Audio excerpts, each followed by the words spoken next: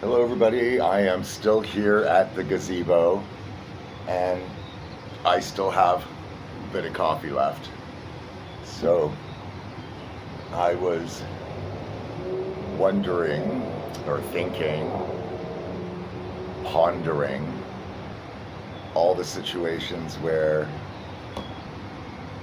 the interconnectedness of things applied is. Hello.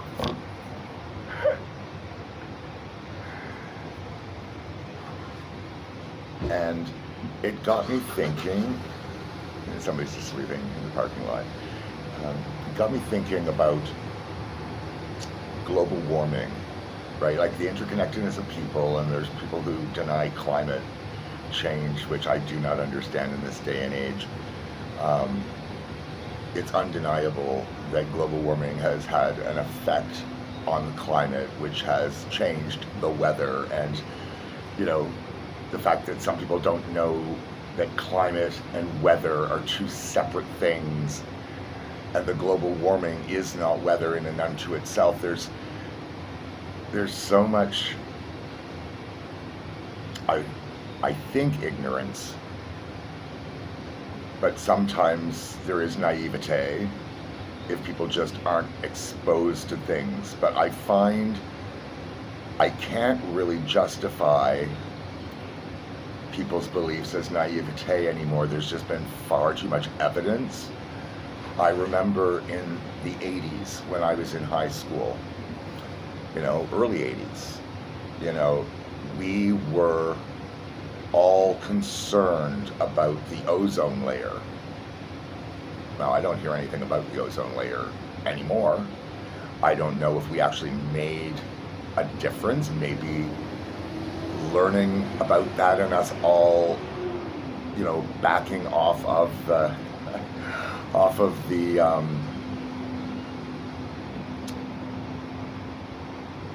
all the sprays and all the things that we learned, like was it the chlorofluorocarbons and things of that nature that I'm sorry, I'm trying to cut back on my saying things of that nature. When I'm editing, I realize I do that a lot.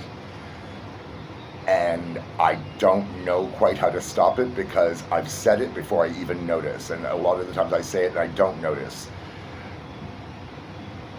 Yet I digress again, trying not to say certain things. So you will see me flounder when I'm trying not to say certain things, and then I don't know what else to put in its place. And if I'm not editing, so I may edit this. The last one I put up without editing. This one I was just going to throw up without editing. It just makes it very real, very almost in the moment. It's kind of like it's being live, like this is happening here for me right now, and then you might see this within 10 minutes or never. One of those things can happen. And so it's as close to live as I can go with these things. But if I have to edit, well, then I have to wait till I can get inside. I have to wait till I can get this uploaded onto a computer. If I'm not doing something else, then I have to have time to be able to go into DaVinci Resolve, then put it in there, then cut, even just cutting some dull moments out, laggy bits, reality. And I try to leave as much reality in my videos as possible. But I make them so that when I'm 90 and I come back and if I forget this stuff in my life, and people are reminding me going, hey, you used to do this, and I'm saying, no, I didn't, I'm just, you're crazy, you're a crazy person. That's what my mom is doing now. We say, oh, well, do you remember when we did this? I've never done that. She gets very incensed. She thinks that we're pulling a fast one on her and trying to deceive her, and we're not. And it makes her very angry when we try to say that these really nice things that happened to her didn't happen to her. Because she just doesn't remember, she doesn't believe. And I thought, well, maybe if I go through something like that, people can just show me. They go, see, there you are, and you're doing it. And I will have to accept reality in a way that my mom does not. But I don't think that's how the mind works. I have a feeling that I would just sit there and think that somebody is pulling a fast one on me and that they've doctored it or made it up somehow. I don't know. But if I'm watching this now, That's not what's happening. This is all really you. Just so you know. So when I think back to the 80s and the things that we, had to think about, and it wasn't, like there's weird realities that I'm sure a lot of people couldn't relate to, because it certainly doesn't apply to everybody anyway. But when I was in public school, which would be like grades 1 to 7, 1 to 7, 1 to 8. Our school was 1 to 8. And then high school started grade 9 to grade 13 at the time. I was one of the very last years for grade 13 ever. So we had a whole extra year of high school before it got cut off, and then my sister, who was just like 2 years behind me, year and a half age-wise, but 2 years school-wise behind me, was only had to go to grade 12. Grade 12 was your maximum graduation, and then you went off to your post-secondary education. And I did grade 13, so I had 5 years of high school. And I'm like going, oh, Jay, why couldn't they have done that like a year or two sooner? And I would have only had to do 4 years of high school. But, things happen for a reason, and I'm sure that I got good education out of that extra year. And I'm hoping that that's not putting a whole lot of wind through the microphone. Like, I don't know, will that make a difference? Does that help? Does that make it more whistly? I won't know until I edit, so now I have to go back and edit, or at least rewatch, which also takes time. But yeah, when I was in public school, we would consider things, not to the point where, they would terrify us as kids, but we had to practice for certain things. Like, if there was going to be a bombing, a World War III something happen, which there was, as always, some kind of concern for. I mean, it could happen now any day, as soon as some crazy person gets to do something that they want and shouldn't, and then it affects a whole lot of innocent people all over the world, and then the whole world has to deal and adjust and move on. So we had to practice getting under our desks, because there was belief that, in an emergency of a bombing or something, getting under your desk was going to help in some capacity. And I've come to realize that I think a lot of emergency plans for things that have not had to be done, things that you never had, like we never actually did have to hide under our desk from a bomb. But when you haven't had them in reality and it's all just a theory, I'm not sure they're actually trying to get you to do anything that's going to save you, other than occupy your mind so that you're not panicking and making the situation worse for everybody. I can't rule that out. That's just, my opinions on the subject, and it's certainly no more valid or invalid than anybody else's thoughts on the subject. But based on the things that I've gone through in my life, I think a lot of prep work for things that haven't been gone through before, because it's theory, is designed just to keep people from contributing extra panic to the situation. Little wasps out here. And in the 80s, that was also the same. And then we had the ozone layer issue that our generation was concerned with. Either got fixed to the point where it wasn't the same kind of problem, or it was never really a problem to begin with, in the way that the fear was generated. And again, I don't know how to rule one of those two things out. I am going with the better safe than sorry. Better to not use aerosol things if one can help it, if it means that it's a better chance that the environment is safer. There's things we learn after the fact. Teflon was an interesting thing. There's a documentary on, I think, was it DuPont that made the Teflon thing? But the facts are what the facts are. And prior to a certain time, there was none of the whatever they could test for to say it came from the Teflon that is causing the problem. The thing that, you know, if it flakes off, you know, you don't want to be ingesting it because it's a dangerous thing. And they've tested people and places from all over the world that have never come into contact with anything Teflon. And because it's gone into water supplies and back into the environment and, you know, into water and up into the air and rained into other places, and that it's everywhere in the world now. Like, that's how bad mankind is a contaminant to the planet, as a species, as a whole. I'm not talking individual people at all. But if we were outside of ourselves looking down, I don't know how to explain this, going like, if we were looking at ourselves as the way that we look at other things in the world, we would eradicate us. Just like we cut out cancer and everything else that just takes over, or, you know, minimize invasive species of plants and animals, because that's what we are as a species. We are an invasive species. We are a danger to ourselves and others. I think it's kind of ironic that we people would not allow ourselves to survive if we were the ones that really were in charge of things, right? The same way, you know, we'll destroy an ant colony if it's in our way, or just destroy trees, anything else that's just mildly inconvenient. And so if there was a God looking down at this and seeing what we see,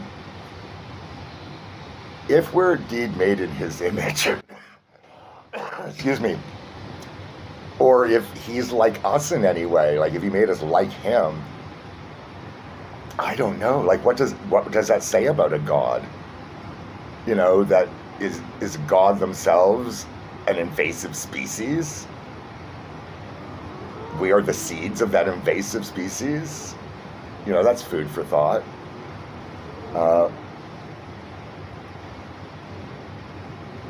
And if there isn't a God, like if we could look at ourselves from whatever a God's perspective would be, with the mentality that we already possess as human beings,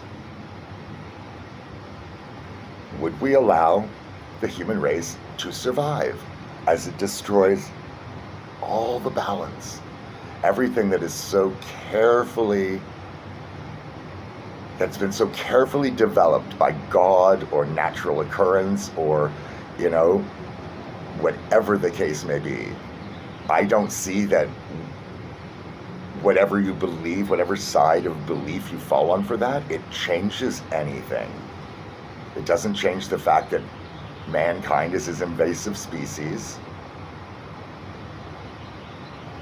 very self-serving, exclusively self-serving in a way that no other animal I've seen is. I don't know. Just such food for thought. And I really, again, I don't even want to go here. Like, when I sit down to talk about these things, this wasn't where I was going with this. It was all the positive energies of people around the world uniting for the betterment of mankind, because that's the other side of this coin.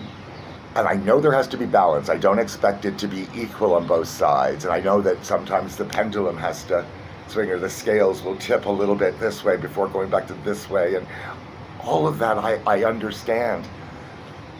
But I've been living this, here's the balance of the world, you know, like, okay, you know, there's racism and all these awful atrocities, and then this is fighting against it, and then there's this, and then this comes back, and then this comes back.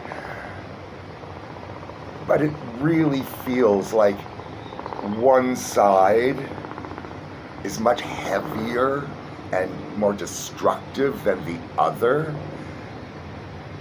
and the balance isn't where it should be, right? We need a balance of here, and the balance is here, and the Donald Trumps and people of the world are trying to make it here, right? And this is the place with all the power, because they're pushed up and out of the way where you can't do anything.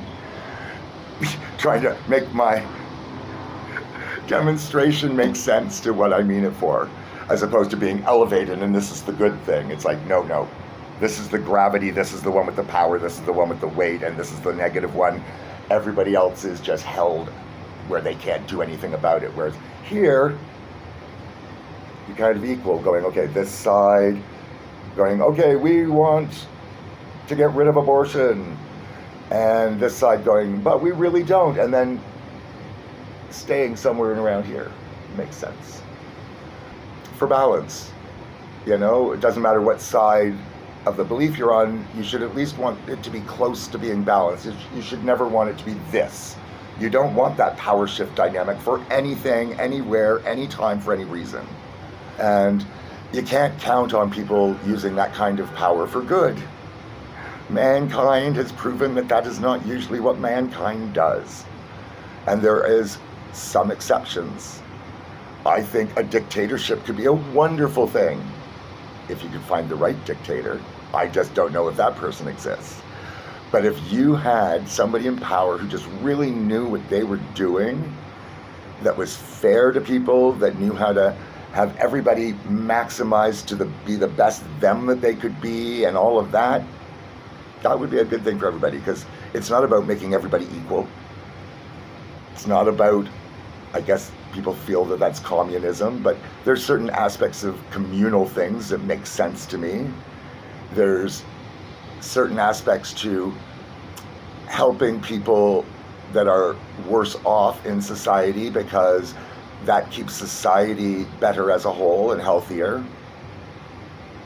as opposed to allowing for more of it, which is, really is destroying to everybody. I'm sure the people that make money have found a way for that to be profitable, or it wouldn't exist.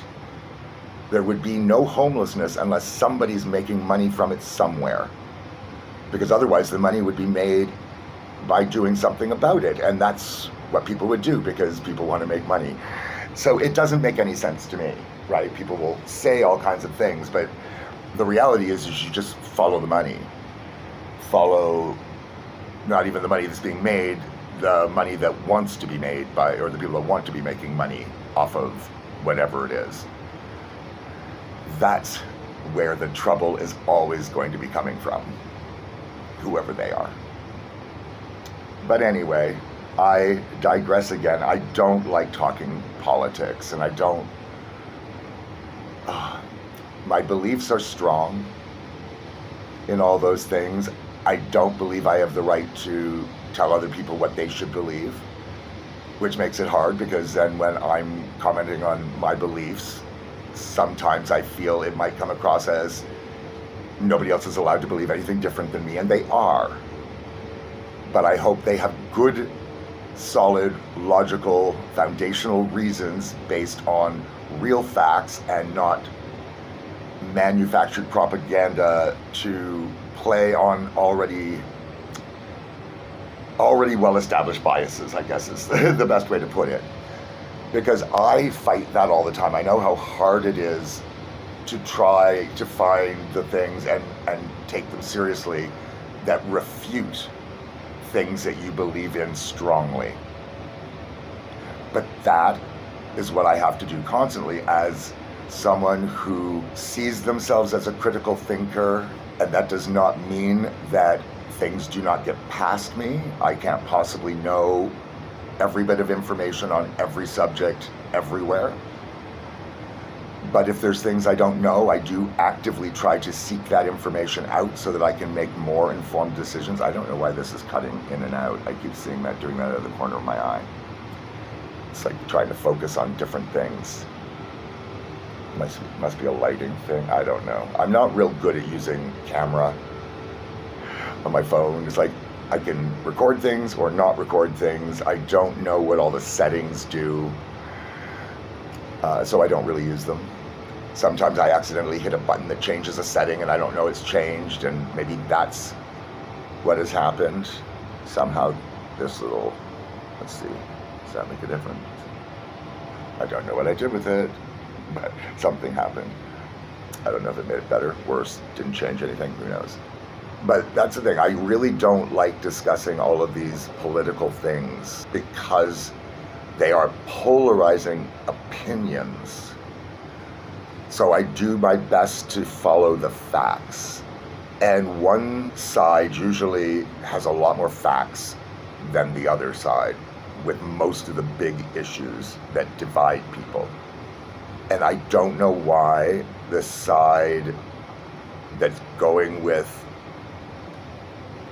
see, I don't want to give specific examples because there are many that could apply, and because they're all going to be polarizing, and I have distinct opinions on every single one of them. I don't want to get into that. I don't want to get into that with other people because I totally allow everyone else to have their different beliefs and opinions. And I don't want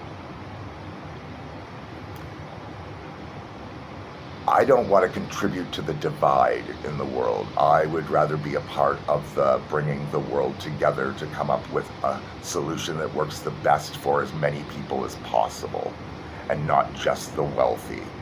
But maybe I will talk about, I really shouldn't talk about that. That would be wrong, I think. But I do want to talk a little bit about a thing I did learn that I found interesting, because I'm taking, this had nothing to do with any of the polarizing aspects of the situation. But when I was just walking through downtown, there was a march for Palestine, way back at the beginning of things when, and people didn't pay enough attention, and now we have protests. But they were flying watermelon flags, and I did not understand that. So I went up and because I am the person I am, that if I don't know something, I need to find out. And I don't want to be rude, and I don't want to come across as provocative or confrontational or any of those things. But I excused myself and I said, I don't mean to be rude or insensitive. I'm probably just naive. I don't understand the watermelons on your flag. And they very, very kindly did not treat me like I was stupid or insulting or rude. And they explained to me how, where they're from, or their homeland or wherever it is, they would not be allowed to fly their flag. And so it was a crime, it was illegal. And they resorted to using watermelon because the color of the watermelons was the color of their flag.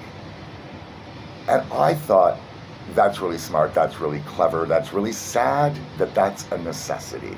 I do understand the power of symbols and how symbols can bring up all kinds of feelings, good, bad, and otherwise, in various people. So I do understand it on an intellectual level, but it hurts on an emotional level that this is what's going on in the world. And I don't side with Israel, and I don't side with Palestine. There's no reason for me to side with either of them. Where my support lies is with all the innocent victims on whatever side they may happen to be on that have nothing to do with any of it. They just happen to be there. Because I don't know what you would do about that when things are just so fundamentally opposed that people are willing to kill over it.